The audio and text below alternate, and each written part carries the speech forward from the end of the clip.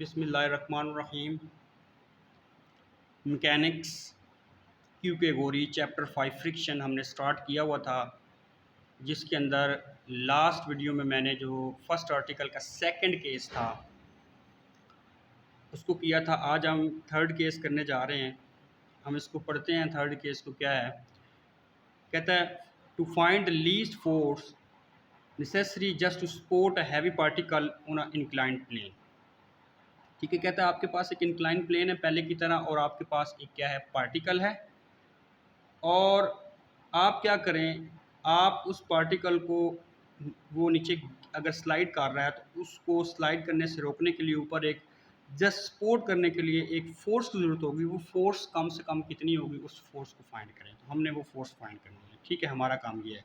लेकिन इसको स्टार्ट करने से पहले कुछ थोड़ी सी इन्फॉर्मेशन है, उसकी तरफ हम आते हैं, उसको देखते हैं, फिर आगे हम इसको स्टार्ट करते हैं। इन्फॉर्मेशन हमारे पास कुछ इस तरह है कि हमने फर्स्ट आर्टिकल के फर्स्ट केस में पढ़ा था कि अगर हमारे पास अल्फा इक्वल टू लैम्डा आ जाता है, means alpha equal to lambda means ये है कि angle of inclination plane equal to angle of friction आ जाता है, तो फिर पार्टिकल इक्विलिब्रियम में होगा। अगर ऐसा नहीं होता है, नंबर टू, अगर ऐसा नहीं होता है, क्या होता है, इंक्लिनेशन ऑफ प्लेन जो है वो एंगल ऑफ फ्रिक्शन से बड़ा हो जाता है, तो फिर फ्रिक्शन फोर्सेस काबिल नहीं होगी कि बॉडी को स्लाइड करने से रोक सके। ठीक है, then friction force is not sufficient to prevent sliding. तो फिर फ्रिक्शन फोर्स जो है वो इस काबिल नहीं होगी कि बॉडी को स्लाइड करने से रोक सके। नंबर थ्री बात ये है कि अगर हमारे पास angle of inclination of plane alpha less हो जाए एंगल ऑफ फ्रिक्शन लैम्डा से, तो फिर हमारे पास जो फ्रिक्शन फोर्स होगी वो इस काबिल होगी कि बॉडी को स्लाइड करने से रोक सके। लेकिन हमारा जो थर्ड केस है उसमें ये वाली चीज़ होगी कि हमारा जो इंक्लिनेशन ऑफ प्लेन है अल्फा वो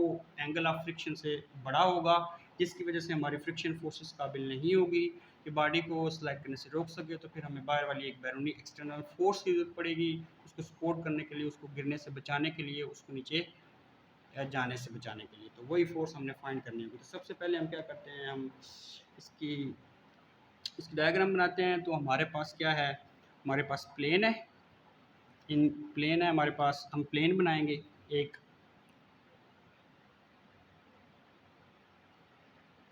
जो क्या कर रहा है, एक्स एक्सिस के साथ एक एंगल अल्फा पे है, एंगल अल्फा पे है। ठीक है, ये इंक्लाइंड प्लेन है। इस इंक्लाइंड प्लेन के ऊपर एक पार्टिकल है, जैसे पहले होता है।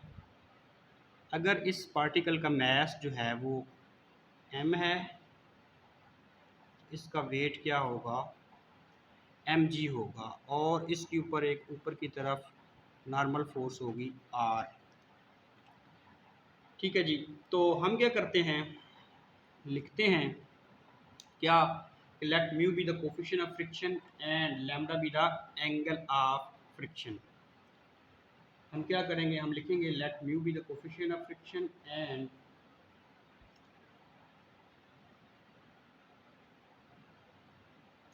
let mu be the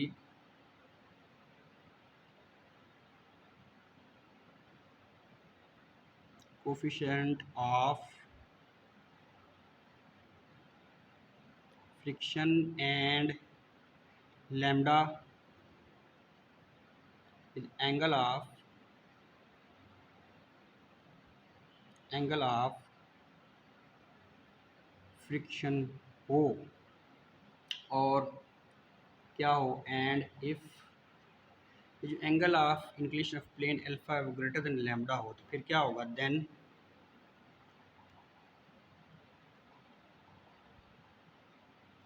friction force is not sufficient to prevent sliding।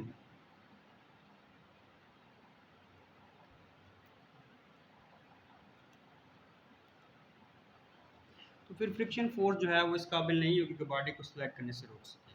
फिर क्या होगा, in this case we required an external force P। फिर इस केस में हमें क्या होगा, यहाँ पे एक एक्सटर्नल फोर्स P की ज़रूरत पड़ेगी। वो एक्सटर्नल फोर्स P है। In this case we required external force P, जो उसको क्या कर सके, उसको स्लाइड करने से, उसको नीचे जाने से रोक सके, जस्ट रोक सके।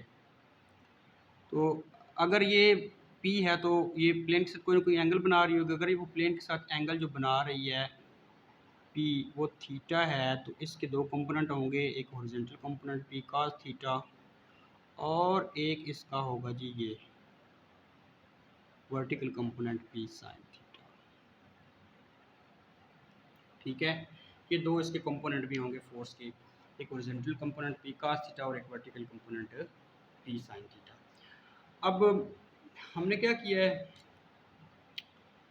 तो फ्रिक्शन फोर्स जो है वो इस काबिल नहीं है कि बॉडी को स्लाइड करने से रोक सके। तो फिर हमें क्या है, we required an external force P, we required an external force P, then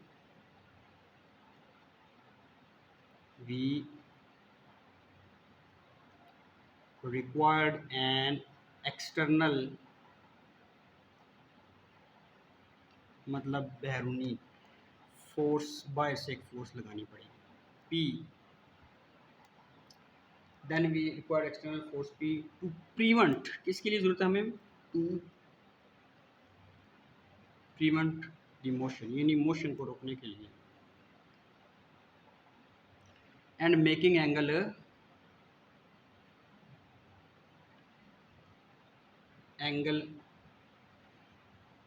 theta with plane, और वो फोर्स क्या कर रही है, प्लेन के साथ एक एंगल थीटा बना रही है। अब हम क्या करते हैं, एम जी को भी कंपोनेंट में रिजॉल्व कर देते हैं। एक इसका कंपोनेंट आएगा एम जी कॉस अल्फ़ा और एक इसका कंपोनेंट आएगा एम जी साइन अल्फ़ा।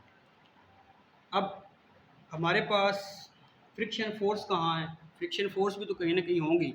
अब आप सोच रहे होंगे कि अगर पी ऊपर है तो फ्रिक्शन फोर्स जो म्यू आ रहा है वो नीचे होगा, ऐसा बिल्कुल भी नहीं होगा। देखिए पी जो है वो इसको ऊपर नहीं ले जा रही है, ऊपर मूव नहीं करवा रही है, ये मूविंग फोर्स नहीं है, ये जस्ट सपोर्टिंग फोर्स है।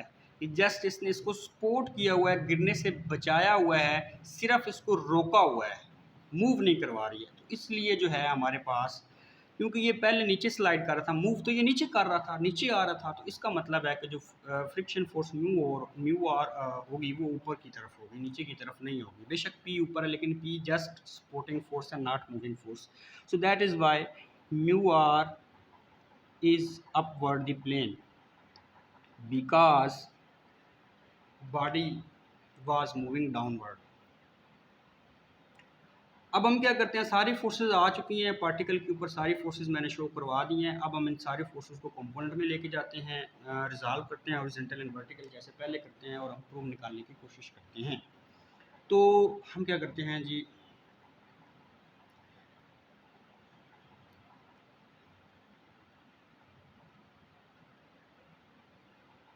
Resolving the forces horizontal and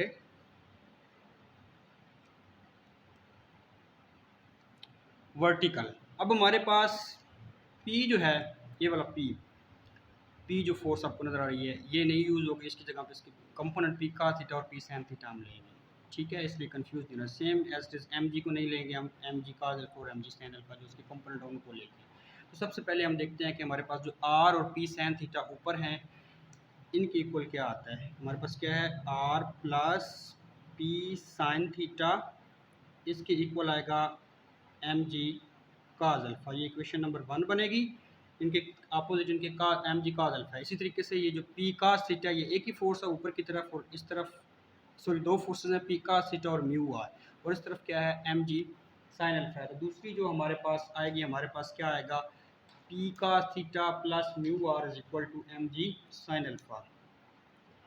दूसरी फोर्स आएगी हमारे पास P cos theta plus mu R is equal to M G sine alpha. इस तरीके से ये हमारे पास दो इक्वेशन आ जाएंगी। ठीक है, तो अब हम चलते हैं नेक्स्ट पेज की तरफ। हाँ जी, सेकंड पेज की तरफ हम आ चुके हैं। तो सेकंड पेज में वही 2 इक्वेशंस मैंने लिख ली हैं जो हमने रिज़ॉल्व किए हैं हॉरिज़ॉन्टल एंड वर्टिकल केस में। तो अब हमारे पास ये जो फर्स्ट इक्वेशन है, इसके अंदर ये जो r है, हम इस r की वैल्यू निकाल के हम इस इक्वेशन नंबर 2 के अंदर पुट करते हैं। तो फ्रॉम इक्वेशन 1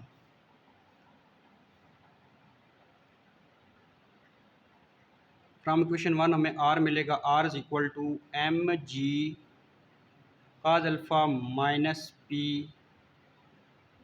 sin थीटा। इस r को हम क्या करते हैं, पुट इन इक्वेशन 2 में पुट करते हैं।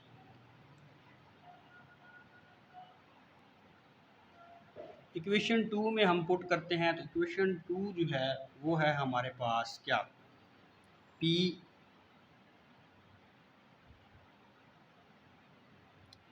cos theta plus mu, r की जगह पे क्या आएगा mg cos alpha minus p sin theta, और इक्वल क्या है mg sin अल्फ़ा है। हम म्यू को अंदर मल्टीप्लाई करते हैं तो ये हो जाएगा p cos theta plus mu mg cos alpha minus mu p sin theta, और इज इक्वल आ जाएगा mg sin अल्फ़ा। क्योंकि हमें p फाइंड करनी है तो जो p है इनको एक साइड पर रखते हैं, ये म्यू mg cos अल्फ़ा को उस तरफ लेके जाते हैं तो हमारे पास आ जाएगा p cos theta minus mu p sin theta, और ये आ जाएगा mg sin alpha minus mu mg cos alpha. यहाँ से अगर हम p कॉमन लें तो अंदर आ जाएगा हमारे पास क्या, cos theta minus mu sin theta, और इधर से mg कॉमन लिया हमने, अंदर आ जाएगा हमारे पास sin alpha minus mu cos alpha. अब हम ये जो ब्रैकेट वाली वैल्यू है उधर जाके डिवाइड कर देते हैं तो ये आ जाएगा हमारे पास mg sin alpha minus mu cos alpha, इसके नीचे डिवाइड में क्या आएगा cos theta minus mu sin theta. जी, तो ये हमारे पास आ गया कुछ इस तरह। अब हम नेक्स्ट पेज पे जाते हैं और म्यू की वैल्यू पुट करते हैं जो हमें पता है। हाँ जी, हम नेक्स्ट पेज पे आ चुके हैं। तो नेक्स्ट पेज पे जो है हमारे पास कुछ इस तरह की इक्वेशन आई है। तो इसमें अब हम म्यू की वैल्यू पुट करते हैं। हमें पता है p is equal to mg sin alpha. Mu की वैल्यू हमें पता है होती है tan लैम्बडा, ठीक है। तो मैं उसकी जगह पे डायरेक्ट लिख देता हूँ, क्योंकि tan आगे sin बाय cos होता है, तो आ जाएगा sin lambda by cos lambda, और साथ क्या है cos अल्फ़ा है। उसके बाद डिवाइड है cos थीटा माइनस, इसकी जगह पे क्या आ जाएगा sin lambda by cos lambda, और साथ क्या है sin थीटा है। हाँ जी, अब हम ऊपर भी एलसीएम लेंगे, cos लैम्बडा, नीचे भी एलसीएम लेंगे तो ये बनेगा p is equal to mg। सबसे पहले हम ऊपर एलसीएम ले लेते हैं। ऊपर जो एलसीएम आएगा वो हमारे पास आएगा cos लैम्बडा, ये क्या होगा sin alpha cos lambda minus cos alpha sin lambda, और नीचे जो है डिवाइड, फिर नीचे एलसीएम क्या cos लैम्बडा, तो ये हो जाएगा हमारे पास cos theta cos lambda minus sin theta sin lambda. अब ये जो cos लैम्बडा है, ये cos लैम्बडा से कट जाएगा, और पीछे जो है वो हमारे पास बचेगा sin लैम्बडा ये जो बचेगा उसको हम लिख लेते हैं। तो ये p आ जाएगा हमारे पास mg। अब ये देखें, ये हमारे पास है यहाँ फार्मूला यूज़ होना है जो मैं पहले आपको बता चुका हूँ पिछले केस में कि sine alpha cos beta minus cos alpha sine beta. यहाँ पे अल्फ़ा जो है वो अल्फ़ा ही है लेकिन बीटा कॉस है। तो ये हमारे पास जो होता है ये माइनस होगा बीच में तो माइनस ही आएगा, तो ये आ जाएगा हमारे पास साइन अल्फ़ा माइनस बीटा, यानी बीटा तो लैम्बडा है तो वो लैम्बडा हमारे पास आ गया। डिवाइड में है हमारे पास, अगर यहाँ पे माइनस हो तो इसका उल्टा साइन होता है, ये आ जाएगा कॉस थीटा प्लस लैम्बडा आ जाएगा। तो यहाँ से हम फिर वही बात आ जाती है जो पहले करता रहा हूँ मैं, साथ फार्मूले भी चलें लिख देता हूँ। फार्मूले क्या होते हैं? फार्मूले ये होते हैं कि sine alpha cos beta minus cos alpha sine beta, ये होता है साइन अल्फ़ा माइनस बीटा। इसी तरीके से cos alpha cos beta minus sine alpha sine beta, यानी तो ये होगा कॉस अल्फ़ा प्लस बीटा। ठीक है, अब हमने वही बात है, जब ये पी निकल आई है हमारे पास, लेकिन हमें चाहिए ये कितनी मिनिमम चाहिए, कम से कम हो। तो ये मिनिमम कब होगी? जब हमारे पास कास थीटा प्लस लैम्बडा क्या होगा? मैक्सिमम होगा। और कास की मैक्सिमम वैल्यू क्या होती है? 1 होती है। और किस एंगल पे होती है? 0 पे होती है। इसलिए हम कहते हैं P will be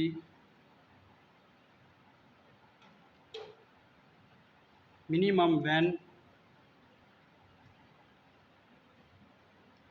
cos theta plus lambda is equal to क्या होगा? 1 होगा। क्या होगा? 1 होगा। ठीक है, तो या आप कह लें कि जब थीटा प्लस लैम्बडा क्या होगा? 0 होगा। थीटा इज इक्वल टू क्या होगा? माइनस लैम्बडा होगा। यानी ऐसी कंडीशन पे वो फोर्स लगाएं आप जिसका प्लेन के साथ ऐसा एंगल बन रहा हो जो एंगल ऑफ फ्रिक्शन लैम्बडा के नेगेटिव के इक्वल हो। ठीक है, तो फिर हमारे पास वो P की वैल्यू आ जाएगी। P is equal to M G sine alpha minus lambda. ये वो मिनिमम फोर्स है, मिनिमम फोर्स है जो उस पार्टिकल को जस्ट सपोर्ट करने के लिए ज़रूरी है on a rough inclined plane. हाँ जी, अब हम आ गए हैं नेक्स्ट पेज पे। तो अब हमारे पास जो है नेक्स्ट आर्टिकल है। नेक्स्ट आर्टिकल सिंपल सा आर्टिकल है, इजी है। तो आर्टिकल क्या है इसको पढ़ लेते हैं। कहता है to find the least force which will set into motion a particle at rest on a rough horizontal plane। क्या कुछ है हमारे पास? कहता है कि हमारे पास एक रफ हॉरिजेंटल प्लेन है। अब इंक्लाइंड प्लेन नहीं कहा उसने, हॉरिजेंटल प्लेन कहा है। रफ हॉरिजेंटल प्लेन है, ठीक है, उसके ऊपर एक पार्टिकल पड़ा हुआ है जो कि रेस्ट में है। उसको मोशन में लाने के लिए हमें वो फोर्स मालूम करनी है, जो कम से कम फोर्स जरूरत है वो हमें फाइंड करनी है। तो डायग्राम बनाते हैं। तो डायग्राम में हमारे पास अब हमने जो प्लेन लेना है वो हमारे पास कौन सा प्लेन होना है? हॉरिजॉन्टल प्लेन होना है। और फॉर एग्जांपल ये वो हॉरिजॉन्टल प्लेन है,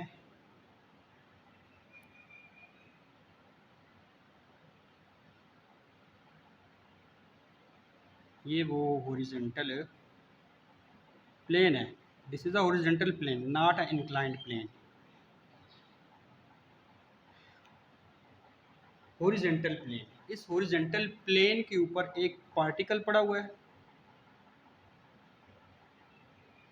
अगर m इसका मास है, एम जी डाउनवर्ड वेट होगा और इसकी वजह से नॉर्मल फोर्स होगी ऊपर की तरफ। हाँ जी, ये वो पार्टिकल पड़ा हुआ है। इसको अब ये रेस्ट पे है। अब ये क्या है? रेस्ट पे है। इसको मोशन में लाने के लिए हमें कम से कम कितनी फोर्स जरूरत पड़ेगी वो हमने फाइंड करनी है। फ़र्ज़ करते हैं, लेट करते हैं कि ये फोर्स जो इस पे इसको मोशन में लाने के लिए ज़रूरी है वो ये पी फोर्स है जो इसके साथ एंगल क्या बना रही है?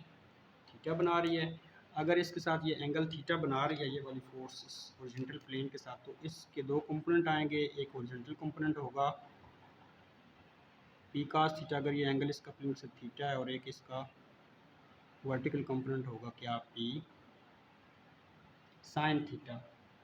और जो फ्रिक्शन फोर्स होगी, ज़ाहिर बात अगर फोर्स इस तरफ लग रही है पी, फ्रिक्शन उसकी अपोजिट होगी क्योंकि ये इसको मोशन में लेके जा रही है ना। तो ये म्यू आर होगा। ठीक है, तो हम क्या करते हैं, लेट कर लेते हैं, let a particle of mass m, ठीक है, let a particle of mass m which is on the rough horizontal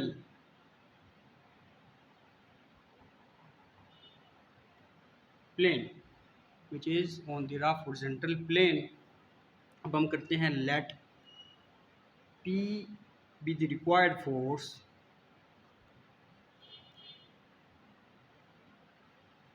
P be the required force and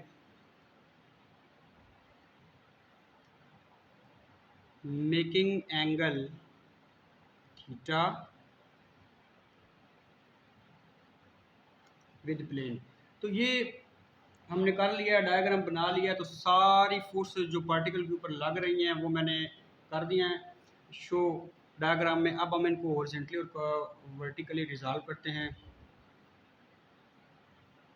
resolving forces horizontal and vertical. देखिए जी, हमारे पास बड़ा इजी है, P तो use नहीं होगा, उसकी जगह पर उसके कंपोनेंट आ जाएंगे। हमारे पास आर और जो पी साइन थीटा ये जो ऊपर की तरफ है इनके इक्वल आएगा एम जी।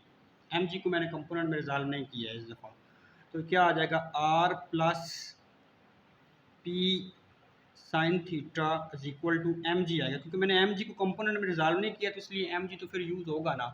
ये आ जाएगी हमारे पास एक इक्वेशन, और जो दूसरी है वो आ जाएगी mu R is equal to P cos theta. दूसरी जो हमारे पास आएगी वो क्या आएगी, mu R is equal to P cos theta. तो ये आ जाएगी हमारे पास दूसरी इक्वेशन। तो ये हमारे पास दो इक्वेशन आती हैं, अब हम इनको यूज़ करते हैं नेक्स्ट पेज पे।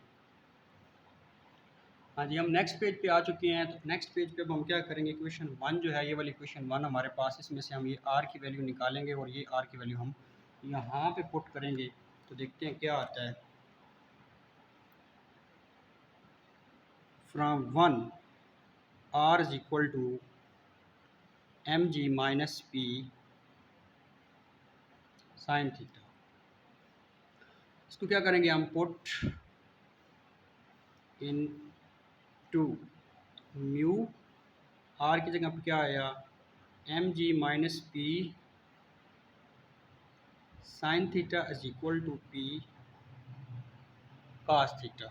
म्यू को अंदर मल्टीप्लाई करें, ये हो जाएगा m g minus mu P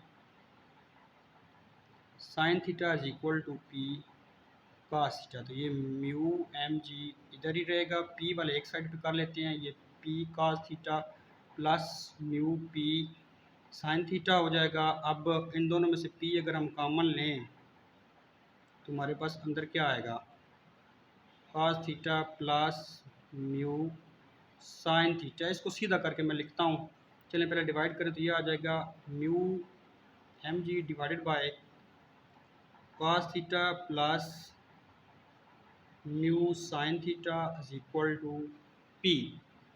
तो ये कुछ इस तरह आ जाएगा हमारे पास, ठीक है। तो अब हम क्या करते हैं कि जो हमारे पास पी आया है इसको मैं ले आता हूँ, तो ये पी इज इक्वल टू आ जाएगा mu m g divided by cos theta plus mu sine theta. मैं म्यू की वैल्यू पुट करता हूँ, पी इज इक्वल टू आ जाएगा, म्यू क्या होता है, sine lambda by cos lambda, वैसे वो टेन लैम्डा होता है, मैं डायरेक्ट ही sine lambda by cos lambda put कर दिया है, m g divided by cos theta plus sine lambda by cos lambda, और साथ क्या आएगा, साइन थीटा आएगा। अब हम क्या करेंगे, नीचे सिर्फ एलसीएम बनता है, ऊपर तो वैल्यू ही ऐड नहीं हो रही हैं, तो इसलिए ये ऊपर आ जाएगा सैन लैम्डा, एम जी है साथ, और क्या है कॉज लैम्डा है, डिवाइड है नीचे कॉज लैम्डा। अगर मैं एलसीएम लूँ तो मेरे पास बन जाएगा cos theta, cause lambda plus sine theta sine lambda. अगर ये मैं cause lambda LCM, cause lambda से कट जाएगा और ये बन जाएगा क्या। नेक्स्ट पेज पे आते हैं।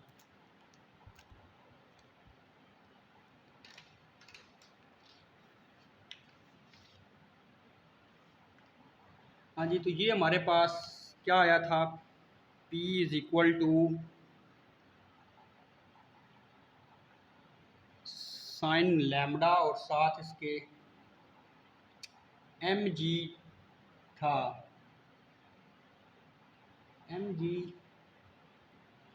अच्छा साइन लैम्डा इसके साथ क्या है, साइन लैम्डा इसके साथ एम जी है। इसको मैं इधर राइट साइड पे लिख लेता हूँ, और नीचे क्या है मेरे पास, नीचे cos theta cos lambda plus sine theta sine lambda आया था लैम्डा। तो ये बन जाएगा P is equal to M G sine lambda. अब ये cos theta cos lambda plus sine theta sine lambda, आपको पता है प्लस है तो इसका अपोजिट साइन आता है, और आता क्या है काज थीटा माइनस लैम्डा। ठीक है, तो ये वो P मिनिमम फोर्स है जो उस रफ हॉरिजॉन्टल प्लेन पे पड़े हुए पार्टिकल को मोशन में लाती है। इसकी मिनिमम वैल्यू होगी कब, जब ये हमारे पास मैक्सिमम होगा। तो वही सारी बात आ जाती है, P will be minimum minimum कब, when cos theta minus lambda is equal to 1, या आप कह लें कि theta minus lambda is equal to 0, theta is equal to lambda. ये इस कंडीशन पे, जिस आप ऐसे कंडीशन पे फोर्स लगाएं कि उसका जो फोर्स का एंगल है प्लेन के साथ वो एंगल ऑफ फ्रिक्शन की इक्वल आ जाए, तो वो क्या आ जाएगा, वो मोशन में आ जाएगा। तो यहाँ से P मिनिमम हमारे पास जो आएगी वो आ जाएगी एम जी साइन लैम्डा। ये वो कम से कम फोर्स है जो उस पार्टिकल को मोशन में लाएगी। तो ये हमारा था आज लास्ट आर्टिकल जो हमने चैप्टर 5 का कंप्लीट किया है।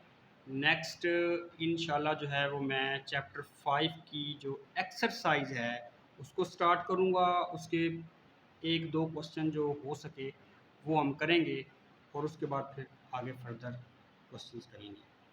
तो आई होप कि आपको कुछ ना कुछ समझ आई होगी। अगर आपको कोई क्वेश्चन है तो आप नीचे कमेंट्स में पूछ सकते हैं। मेरे चैनल को प्लीज़ सब्सक्राइब कर दें अगर आपको इसकी कुछ समझ आई है, अगर आपको ये वीडियो पसंद आई है। बहुत सा ख्याल रखिएगा अपना। अल्लाह हाफ़िज़।